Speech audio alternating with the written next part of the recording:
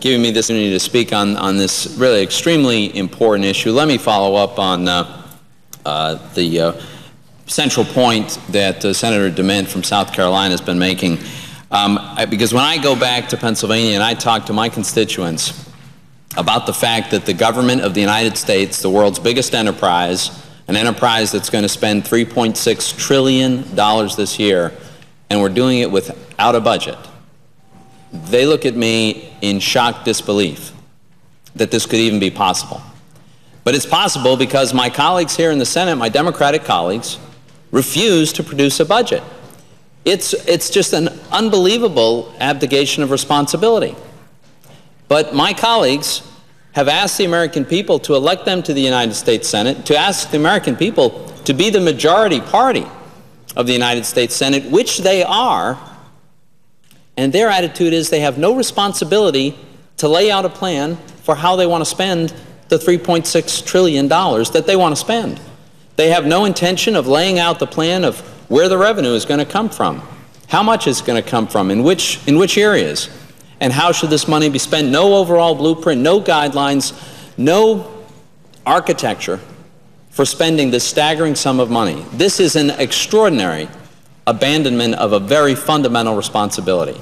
And I have to say, I have a hard time listening to the criticism of the House budget by people who have offered no budget as an alternative.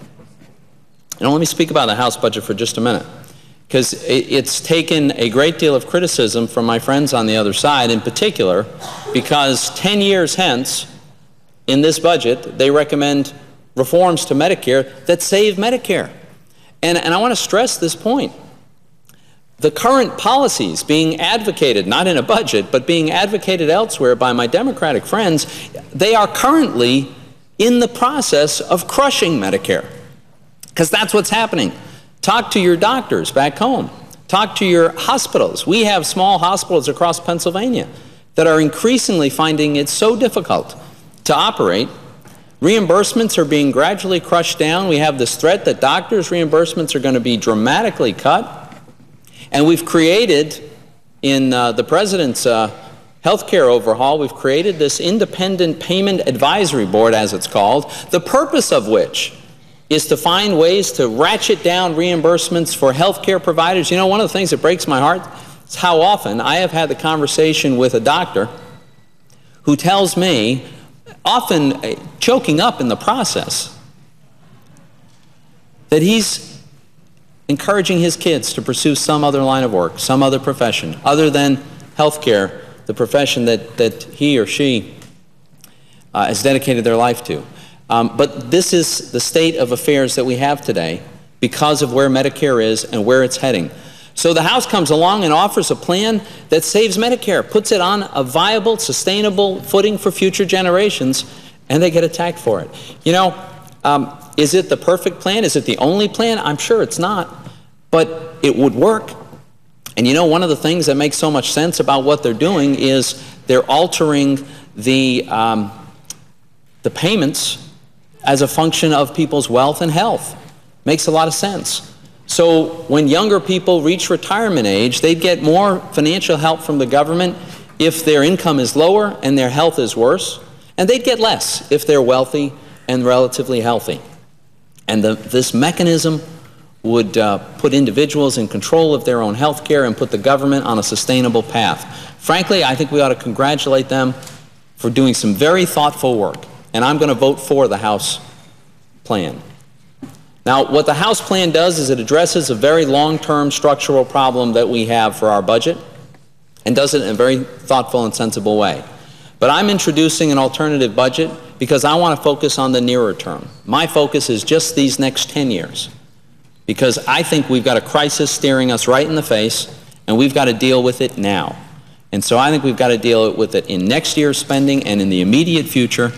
And a big part of my goal and what we've demonstrated in the budget that I've introduced and that we'll have a vote on in a little while is that we can balance this budget within 10 years. And I think that's just a very important goal. My budget accomplishes that really with two elements.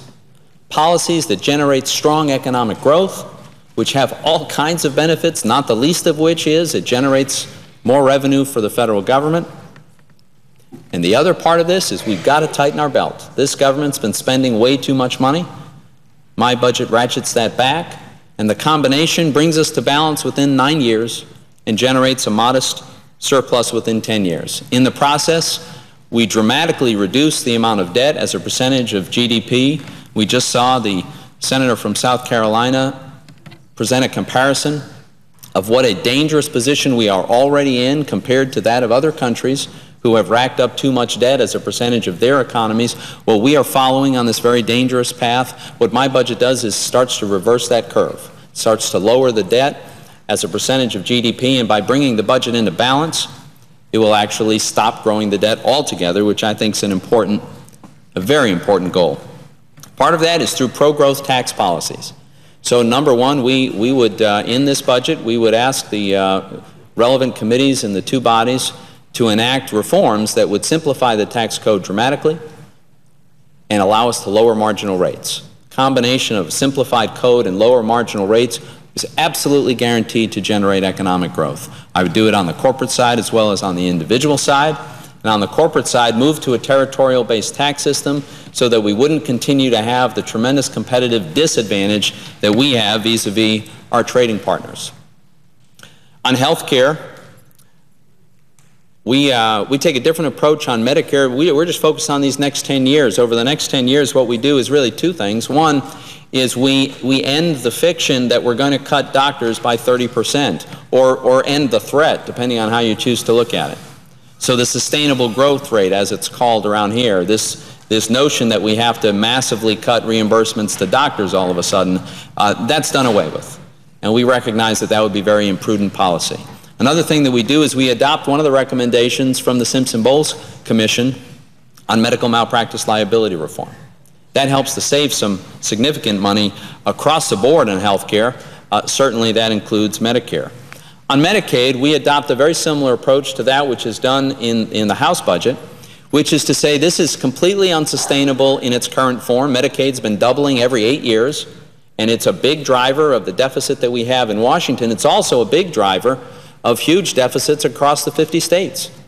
It's a big problem because the states have little or no flexibility in how they administer this program. They've got a big financial burden that comes with it.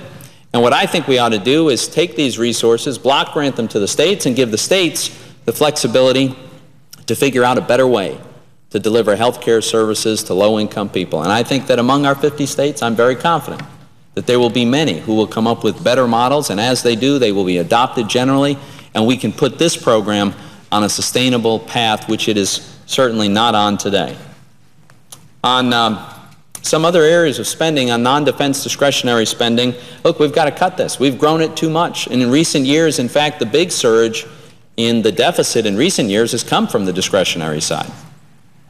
So what we call for is lowering non-defense discretionary spending to the level it was at in 2006, and then freezing that for 6 years, after which it would be indexed to the Consumer Price Index.